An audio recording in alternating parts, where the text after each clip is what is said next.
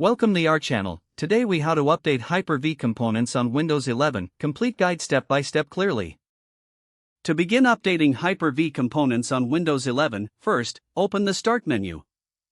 Type Windows Features into the search bar. Select Turn Windows Features on or off from the results. In the Windows Features window, look for Hyper-V. If Hyper-V is not checked, check the box next to it. Click OK to proceed. Windows will take a moment to apply changes. After the process completes, you may need to restart your computer. Once your computer restarts, open the Start menu again. Type Settings and select the Settings app. In the Settings window, navigate to Windows Update. Click on Check for updates. If updates are found, install them and follow the on-screen instructions. After the updates install, restart your computer again if prompted. To verify that Hyper-V components are updated, go back to the Start menu. Type Hyper-V Manager and open the application.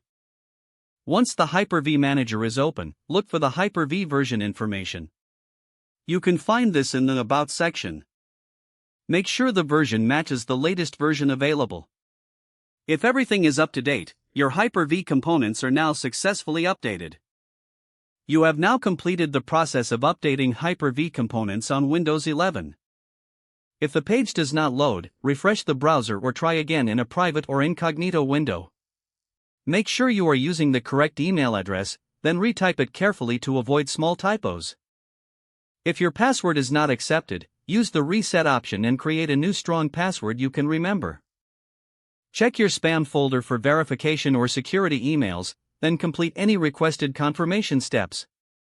Enable two-factor authentication if available to improve account security and reduce unauthorized access risk. After signing in, review your profile details so your contact information and settings are accurate and current. If you see an error message, note it down and try again after restarting your device and internet connection.